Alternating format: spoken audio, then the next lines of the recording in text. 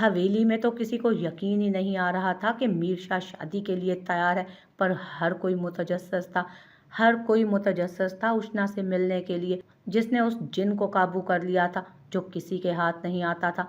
जबकि फरवा की हालत काबिले रहम थी, मगर वो जानती थी कि कोई कुछ नहीं कर सकता, कोई उसे नहीं रोक सकता। वो मीर शाह था जिसके फैसले अटल हुआ करते थे। वो उसे हवेली ले आया। सबको वो नीली आंखों और सुनहरे बालों वाली नाजुक सी गुड़िया बहुत पसंद आई।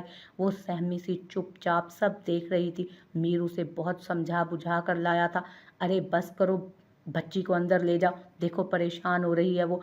माहिमा और इरा माहिमा और इरा उसे अपने साथ ले गए, जबकि मीर शाह खामोशी से ठोड़ी के नीचे हाथ रखे उसे देखे जा रहा था। बीजान ने गला खंकार कर उसे मुतवज्जो किया तो वो शर्मिंदा सा नजरें झुका गया। बच्ची तो बहुत प्यारी है माशाल्लाह, मगर काफ़ी मगर काफ़ी कम उम्र है तुम्हारे मुकाबले में, और जिस तरह तुम्हारी तबीयत है बेटे, तुम निभाह कर लोगे ना उसके साथ। तुम्हें बहुत बर्दाश्त से काम लेना होगा। बीजान मुतफिक्र हुई। उसने सबको उष्णा के बारे में सब कुछ यहाँ लाने से पहले ही बता दिया था। अरूसा ने जुबान के जोहर तो काफ़ी दिखाए, मगर वो भी मीर शाह था। उसके एक ही जवाब ने उसे खामोश करवा दिया। उष्णा की जहनी हालत के पेश नज़र अभी हवेली के मर्दों को उसके सामने जाने से मना कर दिया गया था। बीजान, शहाना, माहिमा और इरहा सब उसका बहुत ख्याल रखती। उसे उसे बिल्कुल भी अकेला नहीं छोड़ा जाता था। हर वक्त कोई ना कोई उसके पास होता। उनके भरपूर ताउन और खलूस ने उष्णा को बहुत हौसला दिया। बीजान तो हर वक्त उसके सदके वारी जाती।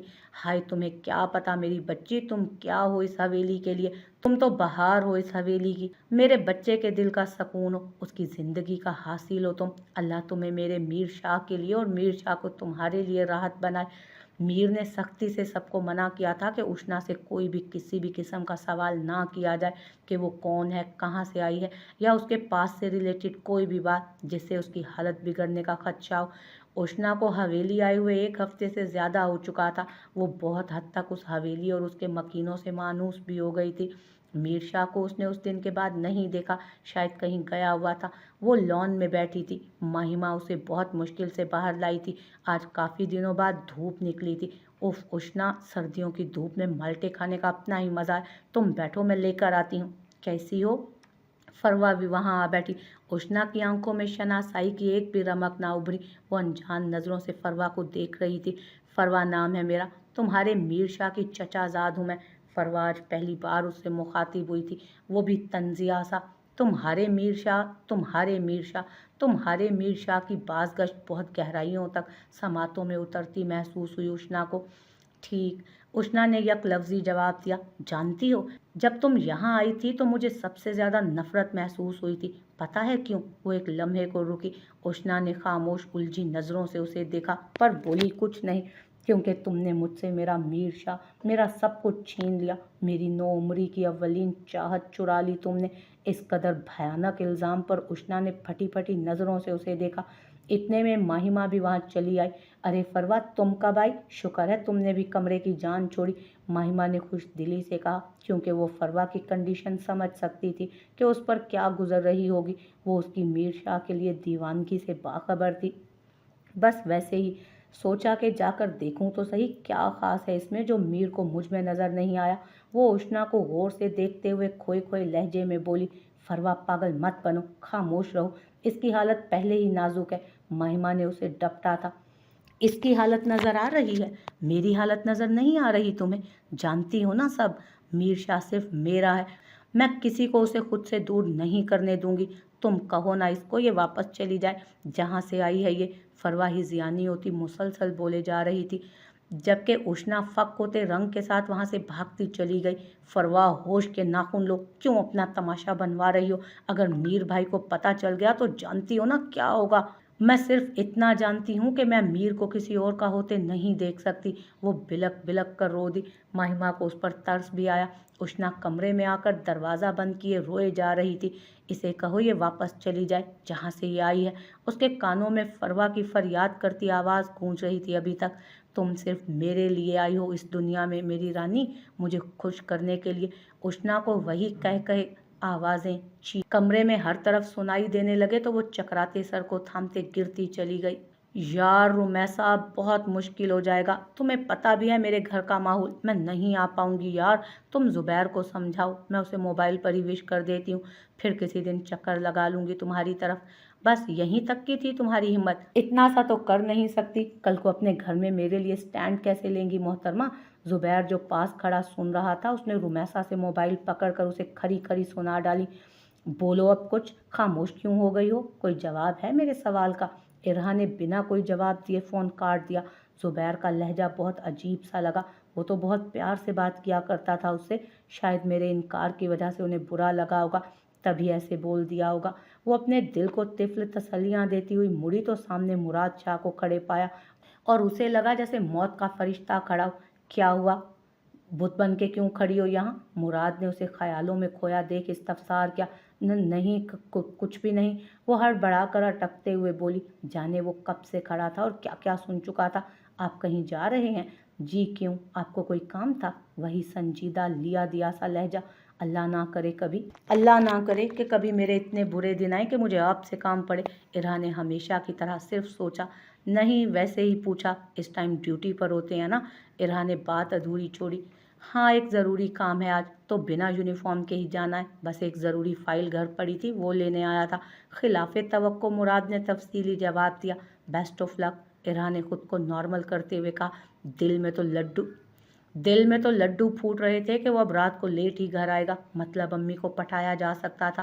थैंक्स। और हाँ, बात करते हुए लहजा भले ही लड़खड़ा जाए, मगर लड़कियों के कदम नहीं लड़खड़ाने चाहिए।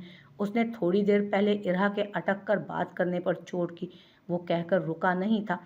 वो मुतवज्जो होती तो ही उसकी बात में छुपे मायने ढूंढती ना। वो तो माँ को मनाने के तरीके सोचने में अब मसरूफ थी। शेर खान के खिलाफ अब एक्शन लेने का वक्त आ चुका था, इसलिए वो इतने दिनों से हवेली से गायब था। मीर शाह ने हवेली की सिक्योरिटी और बढ़ा दी थी। बाहर से आने वाले हर फर्द, हर मुलाजिम की चेकिंग होती, क्योंकि वो दुश्मन को कोई मौका नहीं दे सकता था अपनी फैमिली को नुकसान पहुंचाने का। हिडन कैमरे हर जगह नस्ब थे। हवेली को चारों तरफ से बावर्दी गार्ड्स ने घेरे में लिया हुआ था। हवेली के अंदर भी, लॉन में भी जगह जगह गार्ड्स दिखाई देते। डिजिटल सिक्योरिटी सिस्टम जिसे ब्रेक करना हरगिज़ आसान ना था। पूरी बाउंड्री वॉल पर इलेक्ट्रिक वायर्स नस्ब थी। रात के वक्त हवेली के चारों जानिब लॉन में बड़े बड़े खूंखार कुत्ते घूमते दिखाई देते, क्योंकि वो सब जिस फील्ड में थे वहाँ नित नए दुश्मन जन्म लेते थे। ख़वातीन को हरगिज़ बाहर आने जाने की इजाज़त नहीं थी। बहुत कोई ज़रूरी काम होता तो तभी बाहर जा सकती थी, मगर गार्ड्स के अलावा घर के किसी मर्द का साथ होना भी ज़रूरी होता था। उष्णा को हरगिज़ भी बाहर लेकर जाने की इजाज़त ना थी। किसी को भी, चाहे कुछ भी हो जाए, वो हवेली से बाहर नहीं जाएगी। ये मीर शाह का ख़ास ऑर्डर था सबके लिए। वो सारे दिन की ख्वारी के बाद अभी अपार्टमेंट में दाखिल हुआ। कॉफ़ी का मग हाथ में लिए सोफे पर बैठते ही फ़ोन ऑन किया तो बेशुमार नोटिफिकेशन मौसूल हुए। हवेली से भी काफ़ी मैसेज आए हुए थे। उसने फ़ौरन हवेली फ़ोन किया। शाहाना बेगम ने फ़ोन उठाया। चची सब खैरियत है? उसका दिल बेख्तियार धड़का। मीर, हद है लापरवाही की। फ़ोन क्यों बंद है तुम्हारा? पागल हो गए हैं हम जो तुम्हें फ़ोन कर कर के ढूंढ रहे हैं। कहीं से तुम्हारी खबर नहीं मिल रही, किधर गायब हो? शाहाना ने अच्छी खासी झाड़ पिलाई। उष्णा तो ठीक है ना? उसने बाकी सारी बातें नज़रअंदाज करते जल्दी से पूछा। हाँ अब तो ठीक है। दोपहर में उसकी तबीयत काफ़ी ख़राब हो गई थी। क्या हुआ था? वो बेकरार हुआ। जाने क्या हुआ था बेटा, कमरे में बेहोश पड़ी थी। काफ़ी कोशिश की मगर होश ना आया। तुम्हें इतने फ़ोन किए, तुम्हारा नंबर भी ऑफ था। एक तो तुमने उसके बाहर जाने पर कर्फ्यू लगाया हुआ है, हम तो डर ही गए थे। फिर उसे अस्पताल ले जाना पड़ा। व्हाट? जब मैंने मना किया था तो फिर क्यों लेकर गए थे उसे बाहर? मीर बरहम हुआ। बेटा अगर खुदा ना खास्ता कुछ हो जाता तो तुम भी हमारी जान को आ जाते, इसीलिए लेकर जाना पड़ा। फिक्र मत करो, गार्ड्स भी साथ थे, मैं तुम्हारे चाचू और साथ तुम्हारे चाचू भी थे। शाहाना ने उसे तसल्ली दी, मगर उसकी परेशानी कम नहीं हुई। वापस कब आना है हवेली? जी बस एक ज़रूरी काम है, वो निपटा लूँ तो वापस आऊँगा। फ़िलहाल तो 2-4 दिन के लिए शहर से बाहर जाना पड़ेगा। चलो ठीक है, मैं रखती हूँ, अपना ख्याल रखना। दिल उसे देखने को बेकरार हुआ। जी में आया कि सब कुछ छोड़ छाड़ कर हवेली पहुंच जाए, मगर ये काम भी ज़रूरी था। यहाँ तक आकर पीछे नहीं हट सकता था। वो तकरीबन हर तरफ से शेर खान को घेरे हुए था। बस एक ठिकाने की लोकेशन कंफर्म होना बाकी थी, फिर वो पूरी तैयारी के साथ उस पर अटैक करना चाहता था कि उसे बचने का कोई मौका ही ना मिले। थपक थपक कर दिल को सुलाते उसने सरकश जज्बों को लगाम डाली। बिजनेस टूर कैसा रहा तुम्हारा बरखुरदार? जी अंकल, बहुत ज़बरदस्त रहा सब। और फाइनली वो कॉन्ट्रैक्ट हमें ही मिला। साइम अब हसन शाह से अपनी मीटिंग के सिलसिले में बातें कर रहा था। अरे छोड़ो भी हसन, ये बिजनेस की बातें, अभी तो हम बहुत खास और घरेलू बात के लिए आए हैं। कुरैशी साहब ने उन्हें अपनी जानिब मुतवज्जो किया। हाँ भाई बोलो, क्या बात है, सुन रहा हूँ मैं। आज हम अपनी बेटी, अपनी हुरिया को प्रॉपर तरीके से अपने साइम के लिए मांगने आए हैं। अगरचे हुरिया और साइम की बात बहुत पहले हमने पक्की कर ली, मगर आज हम साइम की ख्वाहिश पर बाकायदा अंगूठी पहनाने के लिए हाजिर हुए हैं। एक पल को तो हसन शाह गड़बड़ा गए, मगर फिर जल्द ही खुद को संभाल लिया। कैसा लगा मेरा सरप्राइज? साइम ने हुरिया की तरफ झुककर सरगोशी की। वो तो बिल्कुल ही गुमसुम हो गई थी इस सिचुएशन पर। हाँ, वो गायब दमागी से साइम को देख रही थी। क्या हाँ, बताओ ना कैसा फील हो रहा है? मैं तो बहुत खुश हूँ यार, बता नहीं सकता। वो अपनी ही धुन में बोले चला गया। हुरिया वैसे भी आप लोगों की अमानत है। हसन शाह तज़्बज़ब का शिकार हुए। क्या बात है, कोई परेशानी है क्या? कुरैशी साहब उनके तासुरात देखकर परेशान हुए। नहीं, परेशानी भला क्या होनी है, जैसा आप सब लोगों को मुनासिब लगे, वो कुछ सोचते हुए बोले। हुरिया ने हैरानी से बाप को देखा। क्या कर रहे हैं बाबा? उसकी तो कुछ समझ में ही नहीं आ रहा था उस वक्त। उन्होंने हुरिया को रिलैक्स रहने का इशारा किया। मिसेस कुरैशी ने अंगूठी निकालकर साइम को थमाई। भाई साहब, इजाज़त है ना? जी जी, बिस्मिल्लाह करें। उन्होंने हुरिया के शाकी और खफा चेहरे से नज़रें चुराईं। साइम ने उसको अंगूठी पहनाई। हुरिया के ज़मीर ने उसे ज़बरदस्त मलामत की।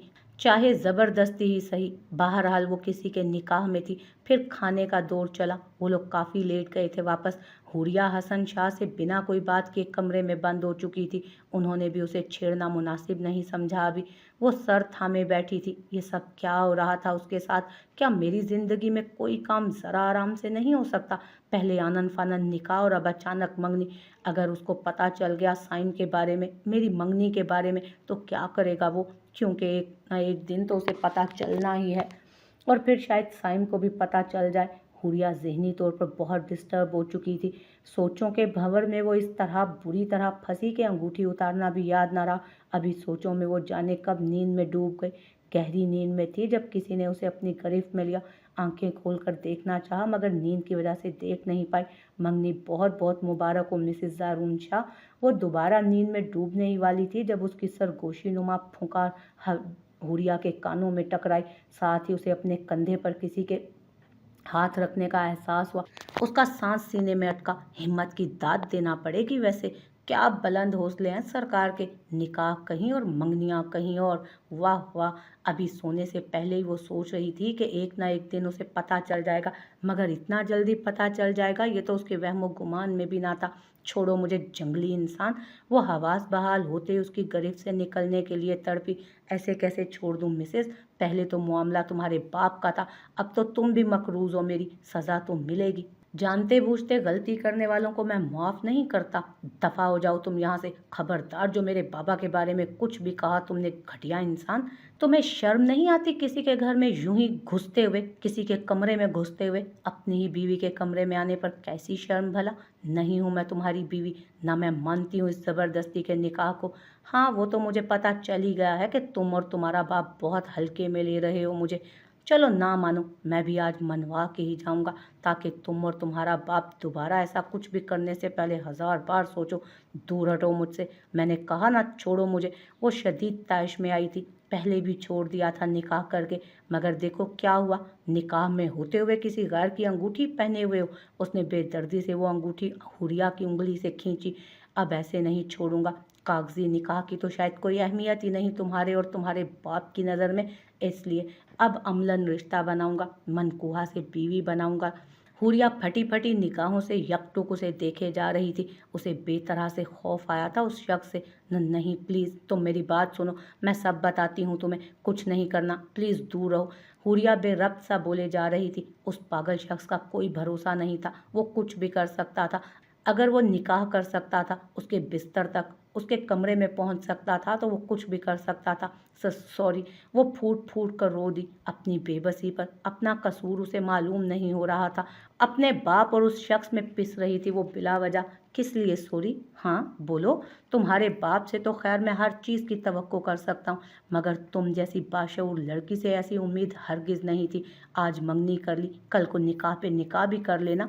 वो धाड़ा किसी तरह, उसका दिमाग किसी भी तरह ठंडा नहीं हो रहा था। मैंने बोला ना, मुझसे गलती हो गई, बाबा की वजह से मजबूर हो गई थी मैं उस टाइम। मगर मैं बाबा से पूछने वाली थी सुबह इस सब के बारे में। वो उसकी बातों के ज़ेरे असर उसको सफाइयाँ दे रही थी, वरना तो शायद कभी उससे इतने आराम से बात ना करती। खैर, पूछेंगे तो अब सुबह काफ़ी सारे लोग तुम्हारे बाप से। क, क, क्या मतलब है तुम्हारा? उसका दिल सूखे पत्ते की मानिंद लर्जा था। सारे मतलब पता चल जाएंगे, सारे मतलब पता चल जाएंगे। और हाँ, तुम्हारे इश्क में मरा नहीं जा रहा मैं कि ये सब करता फिरूं। इसलिए आया था कि ज़ारून शाह के निकाह में हो तुम। ये आखिरी चांस दे रहा हूँ। आइंदा मुझे ज़िंदगी में कभी किसी मर्द के साथ तुम्हारे किसी राब्ते या किसी ताल्लुक़ का पता चला, या मैंने तुम्हें किसी के साथ देखा ना, तो पहले उसे मारूंगा तुम्हारे सामने, फिर तुम्हें गाड़ूंगा ज़मीन में ज़िंदा। याद रखना ये बात। उसने उंगली उठाकर वार्निंग दी और